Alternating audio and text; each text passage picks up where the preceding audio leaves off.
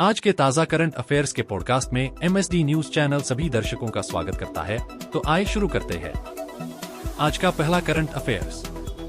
भारत और भूटान के बीच 5वीं संयुक्त सीमा शुल्क समूह की बैठक मई के 6 से 7, 2024 को लद्दाख में आयोजित की गई। बैठक की सह अध्यक्षता दोनों देशों के अधिकारियों द्वारा की गई।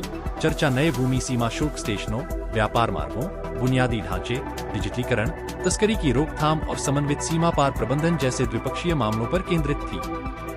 भूटान ने कार्यशालाओं और द्विपक्षीय समझौतों के माध्यम से क्षमता निर्माण और सीमा पार व्यापार पहल के लिए भारत के समर्थन की सराहना की और चल रहे सहयोग के लिए आभार व्यक्त किया। अगला करंट अफेयर्स। 46वीं अंटार्कटिक संधि सलाहकार बैठक और पर्यावरण संरक्षण समिति की 26वीं बैठक मई के 20 से 30 को कोच्चि में होगी। इस बैठक में भारत अंटार्कटिका में एक नए रिसर्च स्टेशन की स्थापना की औपचारिक घोषणा करेगा। अंटार्कटिका में भारत के 2 सक्रिय अनुसंधान केंद्र हैं, मैत्री और भारती। अगला करंट अफेयर्स। उत्तराखंड सरकार के पिरू लाओ पैसे पाओ अभियान का उद्देश्य जंगल की आग से निपटना है। सुप्रीम कोर्ट ने आग की घटना पर चिंता व्यक्त की, जिसमें 5 लोगों की जान चली गई। वन विनाश और वायु प्रदूषण पर त्वरित कार्रवाई।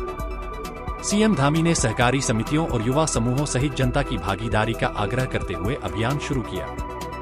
अभियान में 50 रुपए प्रति किलोग्राम के भुगतान पर चीड़ के पेड़ की पत्तियों को इकट्ठा करना शामिल है। एकत्रित पत्तियां उद्योगों को बेची गई। संग्रहण केंद्रों की निगरानी तहसीलदार करते हैं। लक्ष्य आगे वन विनाश को रोकना है। अगला करंट अफेयर्स। हाल ही में कुश्ती की वैश्विक नियामक संस्था यूनाइटेड वर्ल्ड रेसलिंग (UWW) ने भारतीय स्टार पहलवान बजरंग पुनिया को इस साल के अंत तक निलंबित कर दिया है। इससे पहले डोपिंग टेस्ट कराने से इनकार करने के बाद राष्ट्रीय डोपिंग रोधी एजेंसी (नाडा) ने उन्हें अस्थायी रूप से निलंबित कर दिया था। हालांकि भारतीय खेल प्राधिकरण (SAI) ने बजरंग की ट्रेनिंग के लिए करीब 9 लाख रुपए मंजूर किए हैं। अगला करंट अफेयर्स। 55 सदस्य देशों वाले अफ्रीकी संघ (AU) ने दक्षिणी गाजा के राफा में इजरायली सेना की घुसपैठ की निंदा की और अंतर्राष्ट्रीय समुदाय से संघर्ष की घातक वृद्धि को रोकने का आग्रह किया। 2002 में अफ्रीकी एकता संगठन की जगह स्थापित AU का उद्देश्य अफ्रीकी देशों के बीच एकता, सहयोग और विकास को बढ़ावा देना है। अपने दृष्टिकोण से प्रेरित होकर AU अफ्रीकी नेतृत्व वाली पहलों पर जोर देते हुए एजेंडा 2063 के माध्यम से एक एकीकृत, समृद्ध और शांतिपूर्ण अफ्रीका चाहता है। अगला करंट अफेयर्स। श्रीलंका ने हाल ही में भारतीयों के लिए वीजा मुक्त प्रवेश की समय सीमा एक बार फिर बढ़ा दी है। श्रीलंका की इस पहल के तहत भारत, चीन, रूस, जापान, मलेशिया, थाईलैंड और इंडोनेशिया के नागरिक 30 दिनों के लिए बिना वीजा के श्रीलंका की यात्रा कर सकते हैं।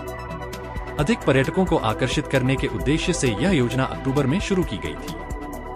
अगला करंट अफेयर्स। साल्मोनेला टाइफी के कारण होने वाले टाइफाइड बुखार के निदान के लिए महत्वपूर्ण विडाल टेस्ट अशुद्धियों से ग्रस्त है, जिससे इस बीमारी के खिलाफ भारत की लड़ाई जटिल हो गई है। टाइफाइड के लक्षण अन्य बीमारियों से मेल खाते हैं, इसलिए सटीक परीक्षण की आवश्यकता होती है। 1800 के अंत में विकसित इस परीक्षण में विश्वसनीयता का अभाव है, जिससे विश्व स्वास्थ्य संगठन को सावधानी बरतनी पड़ी है। इसकी सुविधा के बावजूद इस पर निर्भरता गलत निदान, बढ़ते खर्च और रोगाणुरोधी प्रतिरोध को बढ़ावा देने का जोखिम उठाती है, जो अधिक भरोसेमंद निदान की ओर बदलाव का आग्रह करती है। अगला करंट अफेयर्स। HDFC लाइफ के अध्यक्ष के रूप में केकी मिस्त्री की नियुक्ति को बीमा नियामक और विकास प्राधिकरण द्वारा मंजूरी दे दी गई है। उन्होंने दीपक पारेख की जगह ली है।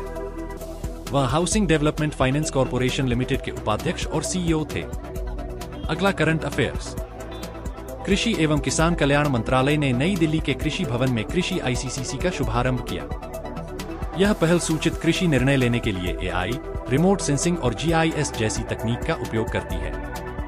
यह डिजिटल फसल सर्वेक्षण और कृषि सांख्यिकी के लिए एकीकृत पोर्टल जैसे स्रोतों से भूस्थानिक डेटा को समेकित करता है। कृषि ICCC का उद्देश्य उत्पादकता और बाजार बुद्धिमत्ता को बढ़ाते हुए कृषि क्षेत्र की प्रभावी ढंग से निगरानी करना है। अगला करंट अफेयर्स। भारतीय विदेश मंत्रालय ने हाल ही में मालदीव से भारतीय सैन्यकर्मियों की वापसी की घोषणा की है।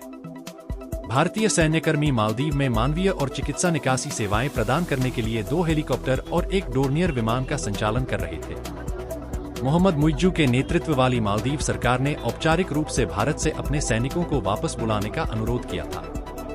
पूरी पॉडकास्ट सुनने के लिए धन्यवाद। रोजाना करंट अफेयर्स सुनने के लिए हमारा चैनल लाइक और सब्सक्राइब करें।